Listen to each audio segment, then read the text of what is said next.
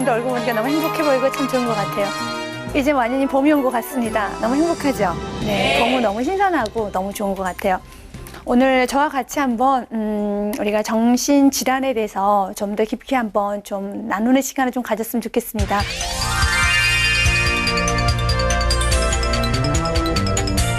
오늘 제가 좀 나눌 부분은 우울증 부분을 다룰 거고요. 그리고 시간이 된다라면 불면증까지 좀 다루도록 하겠습니다. 인간 안에는 누구나 다 이런 슬픈 감정이라는 게 있습니다. 인생을 산다는 그 자체가 그렇게 넉넉지 않기 때문에 항상 우리가 삶에 있어서는 어려움이 있고 아픔이라는 게 있습니다. 제가 시를 하나 여러분들에게 읽어드릴게요. 그 시를 읽다 보니까 정말 우리나라 여인들의 한 맺힌 인생이 그대로 좀 드러나는 그런 시였습니다. 송강정철의 시였거든요. 남진 죽고 우는 눈물 두 젖에 내리 흘려 젖맛이 짜다 하고 자식은 보채거든 저놈아 어느 안으로 계집되라 하느냐. 여러분 이거 좀 느낌이 오십니까? 역시 남진은 남편을 말하고 있어요. 남편이 죽고 우는 눈물에 두 젖에 내리려 흘러는 그 젖맛이 짜다고 자녀가 보챈다는 거예요. 그래서 야 울지 마라. 내 속이 좀 너무 아프단다. 그러면서 저놈아라는 것은 먼저 간 남편에 대해서 이렇게 좀 하소연하는 말이겠죠. 어느 안으로 계집되려 하느냐. 내가 여인으로 홀로 산다는 게 굉장히 힘들다라는 그런 것을 시로 표현하는데 우리나라의 정서가 그대로 드러난 것 같아요. 너무너무 슬픈 시라고 생각이 듭니다. 우리는 인생에서 이렇게 사랑하는 사람 떠나보냈었을 때 어떤 실패를 경험했었을 때 우리는 마음이 굉장히 아파요. 근데 이 아픈 마음은 또 다른 사건이 우리에게 주어질 때 그 과거에 아팠던 것은 좀 잊어버리게 되고 있습니다. 그런데 우리가 때로는 이 아픔의 마음, 이 슬픈 마음이 좀 지속이 될 때가 있어요. 그런데 만약 그 아픔의 마음과 슬픔의 마음이 6개월 이상 지속이 되거나 아니면은 어떤 사건에 비해서 너무 과장하게 내 안에 극한 감동의 극한 격분의 마음이 올 때 이것을 좀 우울증의 증상으로 보고 있습니다. 누구나 한 번쯤은 다 우울증의 그런 경험을 다 했을 거예요. 나는 한 번도 우울하지 않다. 그 사람은 정말 이상한 사람인 것 같아요. 좀 누구나 어떤 감기처럼 우울증은 올 수 있습니다. 그런데 우울증이 왔다 할지라도 감기가 어느 정도 시기가 지나면 몸이 건강해지며 다시 회복이 되는 것처럼 우울증 지나가면 되는 거예요. 그런데 6개월이 좀 지속이 되거나 모든 면에 있어서 계속적으로 생활할 수 없을 정도로 우울증 지속이 된다면 조금은 문제가 되겠죠. 우리가 사람들은 각기 틀리면서 또 이런 말을 합니다. 저 사람 참 나와 다르다. 그런데 나와 다르기 때문에 저 사람과 내가 하나 되는 데서 굉장히 흥미로움도 느껴집니다. 그런데 우리가 보면 우리도 때로는 굉장히 힘이 들 때 좀 여러분도 자기만의 굴 속에 들어가기도 하고요. 또 어떤 좀 이상한 행동을 할 때가 있어요. 그래서 좀 날뛰기도 합니다. 그럴 때 옆에 있는 사람이 너 미쳤니? 라고 말을 할 때 화가 나니까 그래 나 미쳤다라고 말을 하기도 해요. 그러면서 너무 화가 나니까 그리고 너무 우울하다 보니까 표현하기도 합니다. 그런데 제가 어느 누구나 이렇게 표현할 수 있고 누구나 우울할 수 있지만 그 지속이 되면 문제가 있다는 거야. 내가 너무 우울했어요. 어떤 문제 때문에 예를 들자면 사랑하는 사람이 떠났거나 아니면 어떤 배신을 당했거나 아니면 실패를 경험했었을 때도 우리는 우울할 수 있습니다. 그런데 내가 너무 우울한 가운데 집안에서 나가지도 않고 씻지도 않고 그리고 몇 날 며칠 집에 있었어요. 그런데 이 우울한 소식보다 더 큰 우울한 소식이 들린 거예요. 한 예를 들자면 내 사랑하는 가족 중에 누가 교통사고로 병원에 입원했다. 그렇게 되면 아무리 자신이 우울한 감정이 있어도 그것을 잊어버리고 병원에 달려가게 돼요. 그런데 우울증의 증상을 갖고 있는 사람들은 이걸 잊어버릴 수가 없어요. 자신 안에 있는 그 문제보다 더 큰 문제가 나에게 주어졌음에도 불구하고 이걸 쉽게 잊어버리지 못해 집중을 못해요. 그래서 오히려 이들은 이렇게 생각해요. 상대방의 그 교통사고가 나서 병원에 입원해 있던 그 사건이 오히려 자신이 더 우울하게 느껴져서 자신 더 우울하다고 말을 해요. 그러면서 자신 너무 더 힘들다라고 말을 해요. 정작 힘들어할 사람은 누굴까요?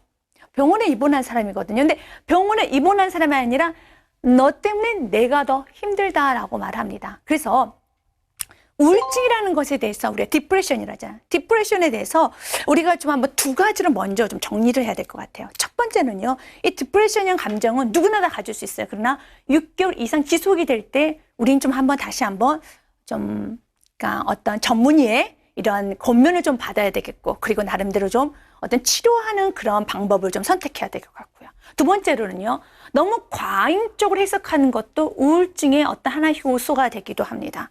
그런데 여러분, 어떤 사건보다 다 나에게 주어지면은 과잉적으로 해석한 게 사실이에요. 우리가 하나님 열왕기상 19장에 보면 엘리야 같은 경우도 있었잖아요. 엘리야가 아스라신과 바알신의 그 싸움에서 850대 엘리야 한 사람을 싸웠어요. 근데 엘리야가 이겼습니다. 대단한 사람이었었어요.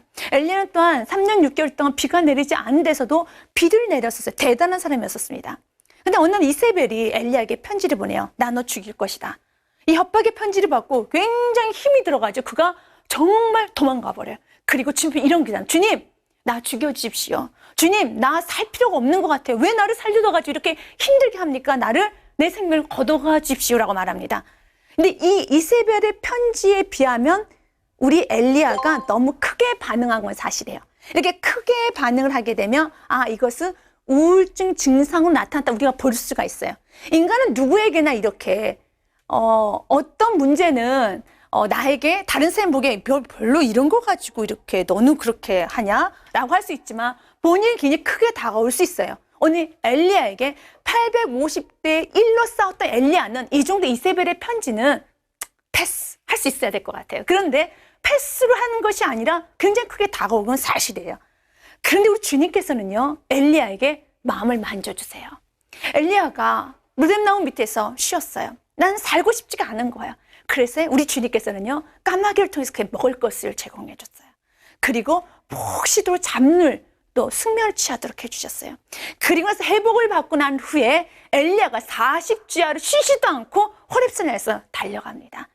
그러니까 그 위기를 잘 넘긴 거죠. 우리 인생을 살다 보면 누구나 다 아픔이 있어요. 누구나 다 실패가 있습니다. 누구나 다 정말 이 문제는 너무 크게 산과 같이 나에게 느껴질 수가 있어요. 그러나 이 문제를 엘리야처럼 주님과 맞닥뜨려 가고 주님과 같이 그 문제를 해결한다면 충분히 건강히 이길 수 있어요.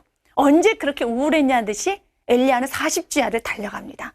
여러분의 모든 고통과 모든 슬픔을요, 우리 주님의 가슴에 묻으면요, 위로의 꽃이 피어나요. 그러나 그 문제를 여러분만 가지고 있는다라면 우리 인간 너무 연약한 존재거든요. 인간은 슬픔이라는 거 어떻게 주체를 못해요. 제가 초반에 그런 말 했잖아요. 너무 화가 나니까 막 이렇게 방방방 뛰어요. 그래서 사랑하는 남편이, 때로 사랑하는 아내가 당신이 왜 그래? 그래, 내가 오늘 정신 나가서 그런다 라고 막말을 해요. 왜? 너무 힘이 드니까. 근데 이러한 마음이 하루 이틀 지속이 되면 안 돼요. 그날로 끝나야 되는 거예요. 이렇게 끝날 수 있고 스탑될 수 있는 것은 주님께 맡길 때예요. 주님께 내 문제를 토로할 때예요. 주님께 내 문제를 그들 아랠 때예요. 그래서 우리 주님의 또 다른 이름은요, 카운셀러라는 말이 있어요. 우리 주님은 우리 상담자가 되어주세요. 때는 세상에서도 우울증에 걸린 사람들을 상담해줘요. 그런데 그것이 완전한 치료는 없습니다. 그럼 우리 주님께서는 문제 해결자이시기 때문에 우리 아픈 마음을 주님께 가지고 나올 때 주님은 완벽하게 우리를 치료해 주십니다. 그러면서 저는 이렇게 주님 앞에 나올 수 있는 이러한 통로가 됐다는 게 너무 감사했으면 좋겠고요. 그러면서 우리가 우울증에 대한 지식도 좀 가지고 있어야 될 것 같아요. 우리가 우울증에 대해서는 외인성과 내인성으로 좀 나눠질 수가 있어요. 그러니까 어떤 사건이 외부적인 것에 의해서 생겨났었을 때 이것을 외인성 우울증이라고 합니다. 예를 들면요, 시험에 떨어졌거나 시련을 당했거나 사랑하는 부모가 먼저 세상을 떠났거나 그럴 때는 외적인 문제 때문에 우울증이 걸렸다 해서 외인성 우울증이라고 합니다. 근데 내인성 우울증이라는 것은 그냥 이유가 없이, 특별한 이유가 없이 그냥 우울해요. 그냥 우울한 거예요. 그냥 삶 자체가 우울해요. 그럴 경우는 내인성 우울증이라고 그래요. 그 내인성 우울증을 우리가 그 요인으로는 첫 번째는 호르몬의 분비에서 문제가 생겼다라고 해요. 너무 과다하게 호르몬이 분비가 되는 거예요. 우리가 감정을 다스리는 부분이 있잖아요. 그 감정을 다스리는 그런 호르몬이 너무 많이 배출이 되는 거예요. 또 두 번째는 유전적 요인도 있을 것이다 라고 말을 합니다. 그리고 또한 세 번째는요, 과거의 미해결 과제가 어떻게 지금 수면 위로 올라왔다라고 말을 하기도 합니다. 그런데 인간을 이 정신과적 문제는 어떤 암이라든지 어떤 다른 질병과 틀리게 이거는 이러니까 이렇게 결과가 나왔습니다라고 획일적으로 말할 수 없는 부분이 우리 정신과적 문제예요. 그렇기 때문에 이것이 문제다, 이래서 이랬다라고 말할 수는 없고 인간 삶 자체를 총체적으로 봐야 되는 것은 사실입니다. 그러면 이렇게 외인성도 있고 내인성도 있지만 또 우울증을요, 또 다른 패턴으로 나눠보면요, 우리가 우울증에 대해서 조금 더 다른 패턴으로 두 가지 좀 나눌 수가 있어요. 그래서 신경직적 우울증에서 뉴로틱 디프레션이라고 하고요. 또한 정신과적 우울증을 해서 우리가 사이코패틱 디프레션이라고 해요. 이 뉴로틱 디프레션은 어떤 신경직적 우울증이라는 것은 살아가는 데는 크나큰 문제는 있지 않아요. 근데 삶에 의미가 없는 것뿐이에요. 그냥 사는 것이 귀찮고 사는 것이 힘든 것뿐이지 그렇게 사는 데 있어서 큰 지장은 주지 않았어요. 본인이 굉장히 힘든 거예요. 그런데 정신과적 사이코패틱 디프레션은 사고 자체가 참 우리가 감당하기가 좀 힘든 사고를 갖고 있어요. 예를 들자면 자신은 무가치한 존재이기 때문에 자신이 닿는 것마다 이건 다 오염이 된다고 생각을 해요. 그러기 때문에 이런 정신과적 우울증을 갖고 있게 되면은 자녀 만지기를 거부해요. 왜? 내가 만지는 순간에 그 자녀는 오염이 되고 또한 자녀가 나에게 이 어떤 스킨십을 하는 것도 굉장히 좀 싫어를 하고 있습니다. 이것은 살아가는 데서 굉장히 문제가 되죠. 그러면서 이 정신과적 우울증을 걸리게 되면 여기서 망상의 형상이 나타나는 것입니다. 그래서 누군가 자신을 끊임없이 못 살게 굴 것이고 누군가 자신에게 끊임없이 야유의 소리를 할 것이고 자신이 이 세상에 살아갈 수 없는 존재이기 때문에 끊임없이 상대의 비난의 소리 들어야 된다는 그런 좀 잘못된 생각을 하고 있는 것이 어떤 사이코패틱이라는 것입니다. 이 정도에 심각하게 가게 되면은 이것은 약물 치료와 함께 어떤 상담이 지속적인 상담이 좀 필요하겠죠.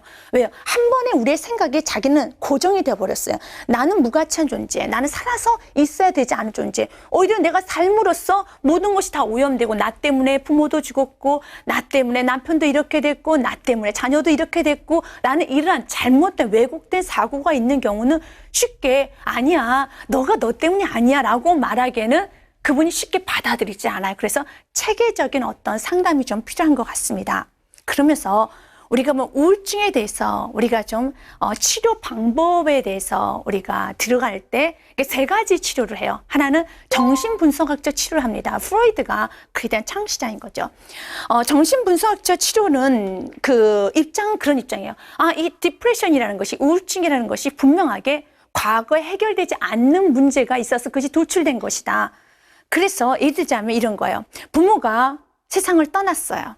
근데 그 안에 극한 분노가 생겨요. 왜 부모가 나한테 말하지 않고 떠났냐 이거예요. 이게 부모가 이 세상을 떠난 것도 난 아직 준비되지 않았는데 왜 엄마는 이렇게 일찍 세상을 떠났냐?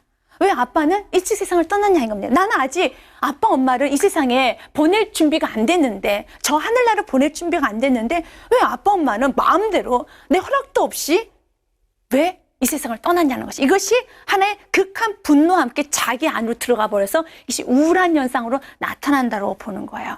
이것은 어떤 면에서 굉장히 극히 자기중심적인 거죠. 그래서 우울증 환자는 극히 자기중심적이에요. 이 세계를 다 자기중심적으로 봐요.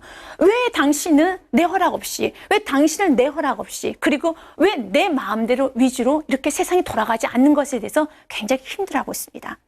그러나 이런 정신분석학적인 이런 입장에서 볼 때 프로이드 같은 경우는 과거의 미해결 과제를 해결하기 위해서 꿈의 연상이라든지 어떤 과거의 문제를 자꾸 들추어내고 있습니다. 그래서 그 문제를 해결하고 나면 지금 이 문제가 사라질 것이다 라고 말을 해요. 그런데 우리 인생에서 어떻습니까? 우리 안에 이렇게 누군가 내 허락 없이, 우리도 그렇잖아요. 내 허락 없이 엄마가 세상을 떠났어. 화날 수 있어요. 그러나 우리 이런 모든 치료를 할 수 있는 것은 천국을 소망할 때예요. 우리 인간에는 다 그런 분노가 있습니다. 왜 내 마음대로 안 될까? 이 세상이 왜 내 마음대로 움직이지 않을까? 왜 이 경제가 내 마음대로 움직이지 않을까? 내가 투자했는데 왜 내 허락도 없이 주가가 떨어지는 거야? 내가 투자했는데 왜 내 허락도 없이 이렇게 땅값이 떨어지는 거야? 이거 똑같은 원리예요. 화난다는 거예요. 그러나 우리가 조금 더 거시적 입장에서 바라볼 때 조금 더 이렇게 천국을 소망하고 좀 넓은 입장에서 바라봐야 되는데 너무 시야가 좁다라는 거야. 그래서 중요한 건 정신분석학적 치료가 완전하지는 않겠죠. 그러나 우리 주님 안에서는 어떠한 치료? 천국을 소망하고 좀 더 주님을 바라보는 이러한 소망을 한다라면 여러분의 삶에 이런 자기중심적인 패턴에서는 벗어날 수 있을 것 같습니다. 두 번째로는요, 행동주의적인 입장에서 그들을 치료하기도 해요. 그러니까 우울증 환자는 무엇인가 환경에서 끊임없이 지지를 해주지 않았기 때문에 이런 문제가 일어날 것이다. 그래서 충분한 칭찬을 해주거나 충분한 보상을 해주면 그가 다시 회복할 수 있을 것이다 라고 해서 잘한다는 칭찬 기법을 쓰기도 하고요. 당신 할 수 있다는 여러 용기를 주기도 하죠. 그래서 이렇게 되면 좀 변화될 것이다 라고 말합니다. 세 번째는요, 인지적인 것을 이제 좀 치료를 하는 겁니다. 생각이 너무 잘못됐어요. 그러니까 나는 시험에 떨어졌는데 나는 살아갈 가치가 없는 사람이야. 너무 과대 해석을 합니다. 과잉 일반화라는 거예요. 그럴 때 그런 잘못된 인지, 왜곡된 부분을 고쳐나가기 시작해요. 당신은 지금 이 시험만 떨어진 것 뿐이지, 당신 1년 전에 그 시험에는 합격하지 않았습니까? 또 앞으로 당신은 기회가 또 있습니다. 이런 식으로 당신에게 이렇게 인지적 왜곡된 부분을 고쳐나가기 시작하는 거죠. 그런데 이 인지적 왜곡이 된 것에 대해서 치료를 할 때 가장 힘든 것이 무엇이냐면, 우울증 환자들은 고집이 너무 세요. 고집이 너무 세서 아니라는 거예요. 나는 없어져야 되는 사람, 나는 무가치한 사람, 나는 비난받아야 될 사람, 이 고집이 너무 세요. 그래서 여러분, 어린이 교육할 때 고집 부분에서 쉽게 간과할 부분은 아니에요. 고집스러운 어린아이 정말 문제가 많아요. 하나님께 제일 싫어하는 것 때문에 고집스러운 걸 너무 싫어할 것 같아요. 이 세상 살아가는 데서도 고집스러운 것은 정말 어떠한 치료를 해도 그분에게는 효과가 별로 없어요. 저는 이 세상에 가장 무서운 사람이 책 한 권 읽고 그것이 진리라고 생각하는 사람이라고 생각해요. 책 한 권만 읽고 이것이 내 주장이 옳아. 이건 너무 무서운 사람이에요. 그것이 아니라 우리는 수용적이어야 돼요. 내 것이 옳지 않을 수 있다는 생각을 해야 되는 겁니다. 그러나 우울증 걸린 사람들은 내 것이 옳지 않다는 그 생각할 수 있는 범위가 너무 좁아요. 왜? 나는 완벽하다. 이 생각이 맞다라는 거죠. 그러나 주님 안에서 그 생각이 부인되기 시작해요. 우리 주님께서 이런 말 하잖아요. 어떤 말씀이에요? 너가 정말 내 제자가 되길 원한다라면, 나를 정말 사랑한다라면, 나를 따르려면 자기를 부인하고 제 십자가를 지어라 라는 말이 있어요. 우리 주님께서 완전히 원하는 거, 우리의 부인, 디나이를 원해요. 내 자식 끝이 부인하는 거, 내 생각을 부인해서 새로운 걸 받아들인 거 우리 주님이 정말 원하고 있어요. 저는 우울증을 좀 간단하게 좀 다뤄봤었습니다. 여러분에도 우울한 요소가 있을 거예요. 그러나 이 우울을 지속시키면 안 돼요. 이런 우울한 마음을 빨리 주님께 가지고 나와야 돼요. 그리고 이게 좀 지속이 되고 나서도 여러분들 주위에 많은 사람들의 도움을 그대로 받아들이세요. 그래서 누군가 당신 괜찮은 사람이야 그러면 그것도 인정하십시오. 나는 괜찮은 사람이야. 먼저 받아들이고 이것에 대해서 수용적인 자세로 간다라면 여러분 이 세상 모든 사람들과 여러분은 같이 도움을 받으면서 공동체의 큰 힘으로 여러분 건강한 어떤 신앙생활 또 건강한 사람으로 이 땅에서 정말 아름다운 삶을 살 수 있을 것 같아요. 그러면서 우울증에게 또 하나 쉽게 해결되지 않는 것이 잠을 잘 못 자는 거예요. 근데 이것은 우울증만 잠을 잘 못 자는 것이 아니라 일반 사람들도 불면증이라는 게 좀 있잖아요. 그래서 우리가 불면증을 보면은 30에서 40% 정도는 한 번 이상 불면증을 경험했다라고 하더라고요. 그러니까 10에서 15%는 한 달 이상 지속적인 만성 불면증을 갖게 된다고 합니다. 우리 불면증 할 때 세 가지 패턴을 좀 나눌 수가 있어요. 첫 번째로는요, 잠을 들기가 너무 힘든 상태. 이것도 불면증이에요. 그러니까 잠을 자려면 한 30분 이상 걸려요. 40분 이상 걸려요. 계속 뒤척거려야 돼요. 그것도 불면증의 증상 중에 하나예요. 두 번째로는요, 잠은 자긴 잤어요. 근데 쉽게 중간에 깨어나요. 그러니까 잠을 자서 두세 번, 네 번, 5번. 그러니까 화장실 가기 위해서 깨어날 수도 있지만 그렇지 않고 쉽게 잠을 깨어나는 경우도 불면증의 요소에 들어가요. 세 번째는요, 너무 일찍 잠에 깨요. 우리 어린아이들 같은 부모님이 너무 일찍 잠을 깨면은 좀 싫겠죠. 근데 우리가 나이가 들면 잠이 좀 없어진다 하는데 이게 너무 아침 일찍 깨는 것도 불면증의 하나의 요소가 되기 시작해요. 그러면 어느 정도 자야지 잘 자는 건가? 이건 사람마다 개인 취향에 따라 틀려요. 어떤 사람은요, 4-5시간만 자도 거뜬한 사람이 있고요. 어떤 사람은 8시간, 9시간만 자도요, 항상 잠이 부족해서 졸려 하는 사람도 있어요. 에디슨 같은 경우나 나폴레옹은요, 4시간 내서 5시간 이상 안 잤대요. 나폴레옹은 4시간을 자고요, 세계를 정복했고요. 에디슨은요, 이런 말 했어요. 나는 나와 같이 동시대에 살고 있는 사람들이 너무 못마땅한 게 하나 있다. 그 이유는 왜 2배 이상 자냐 이거예요. 에디슨은 4시간 잤거든요. 왜 사람들이 8시간 자냐 이겁니다. 그러면서 그가 밤에도 너무 아깝다라는 거예요. 그래서 백열등을 만들었잖아요. 밤에도 일하라 이겁니다. 그래서 백열등을 만들어서 에디슨에게 있어서는 잠자는 시간을 너무 아깝게 생각했었어요. 그러면 우리가 어떤 시간, 어떤 사람은 8시간 자도 피곤한 사람이 있고 어떤 사람은 4시간 자도 거뜬한 사람이 있어요. 그래서 이거는 사람의 취향에 따라 좀 틀리고요. 우리가 평균적으로 약 7시간 정도 자면은 참 괜찮다고 말합니다. 제가 첫 번째 요소에서 이런 말을 했었어요. 우리가 불면증의 요소 중에 잠이 쉽게 들지 못하고 그냥 잠자기 힘든 사람도 불면증의 요소라고 했는데요. 25분, 약 25분. 잠자기 위해서 내가 준비, 워밍업 할 시간이 25분 정도 걸리면 불면증이에요. 근데 이것을 우리가 진단 기준을 그렇게 삼고 있습니다. 그런데, 하루 종일 좀 너무 시간이 많아가지고 낮잠도 많이 자고 한 일도 없이 좀 이렇게 놀았어요. 충분히 쉼을 가졌어요. 그런 사람들도 20분 안에 자면 그는 불면증 걸린 사람이 아니에요. 20분 안에. 근데 너무 잠이 부족해요. 그런 사람은 10분 안에 잠이 들어요. 근데 심각하게 수면이 부족한 사람 5분 안에 딱 잠이 드는 거야. 여러분 몇 분 안에 잠이 드세요? 여러분 사랑하는 자에게 잠을 주신다고 하셨습니다. 그래서 이렇게 잠이 쉽게 들 수 있는 것도 너무 행복한 것 같아요. 그러면서 두 번째는 또 뭐라고 했었죠? 제가 이런 말 했었죠. 중간에 깨어나는 사람도 문제가 있다라고 했었죠. 이건 수면의 효율성 부분을 우리가 좀 생각해 봐야 될 것 같아요. 한 예를 들어보겠습니다. 어떤 남자가, A라는 남자가요, 몇 시에 잠이 들었냐면 10시에 잠이 들었습니다. 그리고 몇 시에 일어났냐면 침대에서 나오는 시간이 7시에 나왔습니다. 근데 10시부터 새벽 1시까지 잠을 못 잤어요. 잠자기에서 운명의 시간입니다. 그래서 정작 잠든 시간은 몇 시예요? AM 새벽 1시에, 새벽 1시에 잠이 들었어요. 새벽 1시에 잠이 들었어요. 근데 1시부터 그러면 7시까지 잤냐? 그건 아니세요. 6시에 눈이 깼어요. 네, 눈이 떠졌어요. 그리고 1시간 동안은 나는 항상 피곤해. 잠 못 잤구나. 그래서 1시간 동안은 그냥 침대에서 뒤척뒤척 거렸기 때문에 6시에 눈을 뜬 거예요. 근데 그 사이에 2번 깼어요.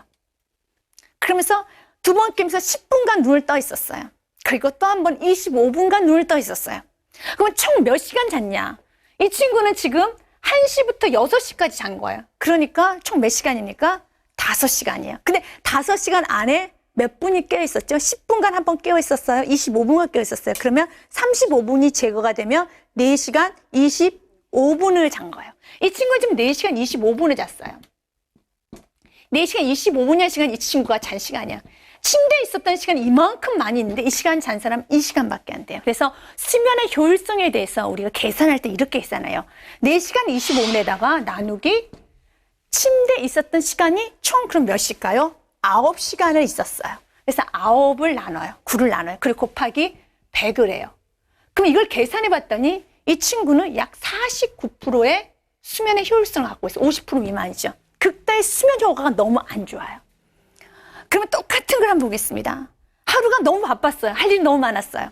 이것저것 하다 보니까 밤에 12시가 넘어버렸어요. 그래서 그분이 자는 시간은 12시 반에 잠이 들었어요.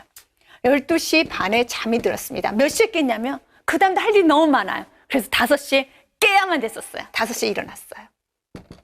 그럼 이분은 몇 시간 잤나요? 4시간 반 잤죠. 근데 4시간 반 잔 게 아니라 잠자기까지 그분에는 5분의 시간이 필요했어요. 5분이 딱 지나니까 수면으로 들어갔어요. 그래서 이분도 4시간 25분을 잤어요. 똑같죠? 그럼 4시간 25분을 잤는데 이 시간에 이 시간 또 동일해요. 근데 한번 나눠보겠습니다. 총 이분은 침대에 있었던 시간은 몇 시간인가요? 5시간이에요. 그렇죠? 5시간 있게 돼요. 그러면 나누게 되죠. 그리고 곱하기 100을 하면은 약 88%가 나와요. 그러면 이 사람에게서 수면 효율성, 똑같은 시간을 자도 이분은 88% 수면에 효율적인 수면을 하게 되는 거예요. 불면증이라는 것은 내가 잠을 많이 자냐 적게 자느냐 그것이 문제가 아니라 얼마나 효율적인 잠을 자느냐는 거예요. 이분은 지금 너무나도 수면 효율이 떨어져요. 똑같이 4시간 25분간을 잤다 할지라도 이분의 수면 효율성이 88%예요. 그러나 이분은 49%라는 거예요. 너무 작게 효율적으로 떨어진 어떤 게 질이 떨어진 수면을 했다라고 할 수가 있죠. 그럼 이런 불면증은 또 어떻게 해결해야 되나? 그게 너무 고민이 되잖아요. 그렇죠? 불면증 해결하는 방법에 대해서는 여러 가지 방법이 있지만 한 3가지 정도를 여러분들에게 좀 제시하고 싶어요. 첫 번째로는요. 침대에 들어가는 시간과 침대에 나오는 시간을 일정하게 해야 돼요. 그러니까 내가 아무리 못 잤다 할지라도 난 아침 6시에 기상한다면 내가 밤새 뒤척거리고 못 자도 6시에 일어나서 나와야 되는 거예요. 그것을 하나 첫 번째 규칙으로 삼으면 될 것 같고요. 또 두 번째 규칙은요, 침대는 잠자기 위해서만 들어가야 돼요. 침대에서 TV 보고, 침대에서 책 보고, 어떤 분은요, 침대에서 밥도 먹더라고요. 침대에서 밥을 먹고, 그러니까 침대가 숙면을 위한 곳이 아니라 뇌 혼동을 하기 시작해요. 아, 이 침대는 도대체 어떠한 공간인가. 그러다 보니까 일상생활하고 침대하고 구분이 되지 않는 거예요. 그래서 잠잘 때만 침대에 들어가기 참 좋다라고 말합니다. 세 번째는요, 잠이 오지 않으면 잠자려고 노력하지 말라는 말이 있어요. 잠이 안 오면 일어나서 나오라는 거예요. 일어나서 나서 다른 일을 하라는 것입니다. 근데 이 규칙을 실행하기 참 힘들어요. 왜냐하면 이제 잠이 안 와서 그래, 다른 일 해야지. 한 새벽 1시 나왔어요. 1시 나왔는데 나 이러다 오늘 꼬박 새는 거 아니야? 그 다음날 회사 가야 되는데 불안하니까 마루 몇 번 한 5분 정도 왔다 갔다 하다가 쏙 다시 침대에 들어가는 거예요. 그러면 다시 절대로 잠이 안 오게 됐어요. 그래서 불면증을 치료하는 많은 치료사들이 이런 말을 해요. 잠이 오지 않아서 침대 밖을 나오고, 잠이 오지 않으면 거기서 잠을 자려고 노력하지만 나와서 밖에서 새로운 활동을 해라. 그 대신 잠시 있다가 곧바로 들어가지 말고 정말 졸릴 때까지 늦게 있다가 들어가라란 말이에요. 훨씬 더 빠른 질적인 수면을 할 수 있는 요소가 되는 겁니다. 저는 오늘 두 가지를 여러분들에게 말했어요. 하나는 우울증과 하나는 불면증을 말했습니다. 누구나 우울증 걸릴 수 있어요. 누구나 불면증 걸릴 수 있습니다. 우울증의 통계를 보니까 여자는요 10에서 20% 정도가 우울증이 걸린다고 돼 있네요. 남자는 5에서 12%, 가장 높게는 25에서 44%가 이 시기 때 가장 높게 많이 걸린답니다. 몇 세 때? 바로 20대부터 40대까지 가장 많이 걸릴 수 있대요. 누구나 걸릴 수 있다는 겁니다. 불면증 또한도 꽤 높은 수치인 것 같아요. 누구나 걸릴 수 있어요. 근데 누구나 걸릴 수 있지만 지속이 되면 문제예요. 한 달 이상 지속이 되면 불면증입니다. 6개월 이상 지속이 되면 우울증, 중증으로 들어가게 돼요. 빨리 이렇게 우리 안에 좀 불안한 요소, 우리 안에 이런 스트레스 받은 것을 우리 예수님께 수고하고 무거운 짐들 다 내게로 오라. 내가 너를 쉬게 하리라. I'll give rest를 준다고 그러잖아요. 정말 힘을 얻으시기 바라겠습니다. 모든 문제를 주님께 가지고 나가시기 바라겠습니다. 이번 한 주간도 여러분의 삶에 평안한 안식이 있고, 또 평안한 쉼이 있고, 또 평안한 숙면이 있으시기 주님의 축복드립니다. 수고하셨습니다.